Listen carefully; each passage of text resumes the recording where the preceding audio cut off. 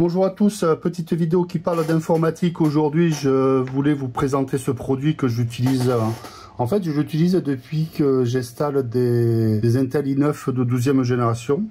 C'est un correcteur en fait de planéité de carte mère. Donc c'est Thermalright qui a sorti ce produit en premier. Il y a sûrement des imitations. LGA 1700, c'est le socket. Vous voyez, donc c'est ce type de produit, ça coûte une dizaine d'euros. Ça permet, d'après certains testeurs, de baisser la température du CPI parce qu'il y a une meilleure surface de contact. Le CPU apparemment devient un peu concave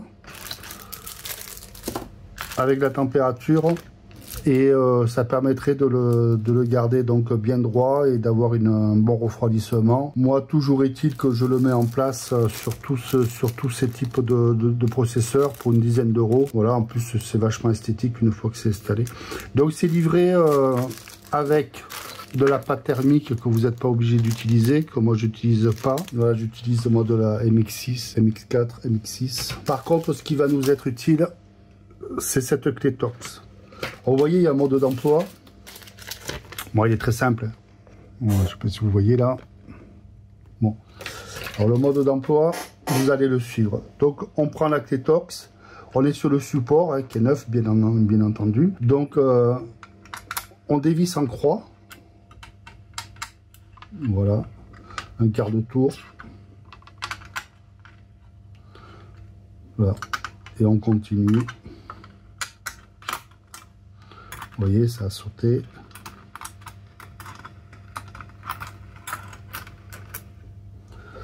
Voilà. Là, on prend le processeur.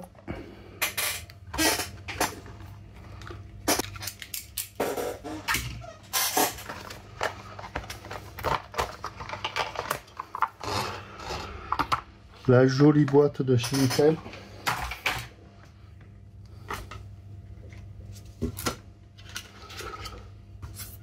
Donc voilà le CPU. On repère sur la carte mère le sens du processeur.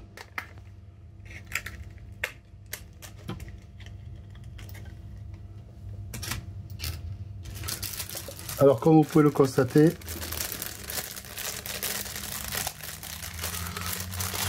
il y a un sens. Vous voyez, il y a la petite flèche qui est là.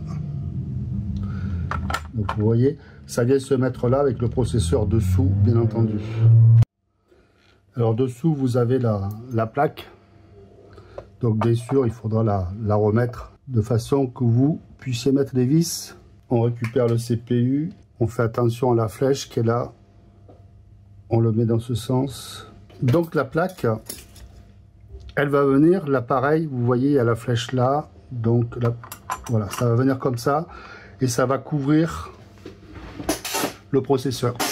On récupère les vis. Donc ça, c'est la partie délicate entre guillemets.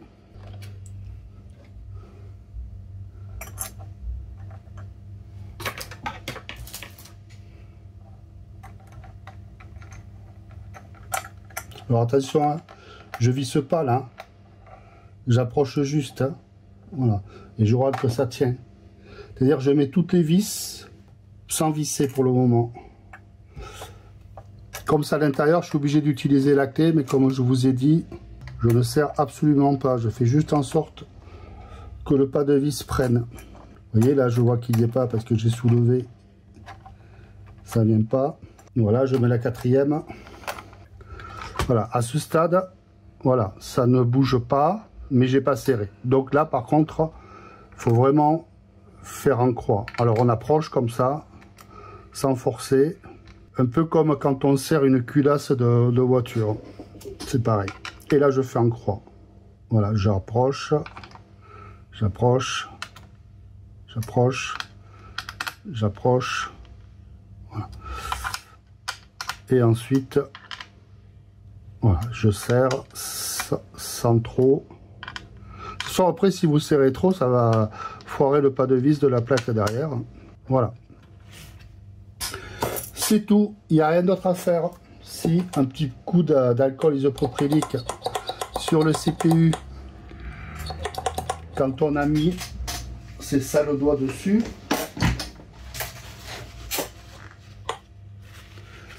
Voilà, un peu d'alcool isopropylique. Et c'est tout. Là, ça bouge plus. Le processeur est maintenu. Et la carte va pas se déformer avec la température.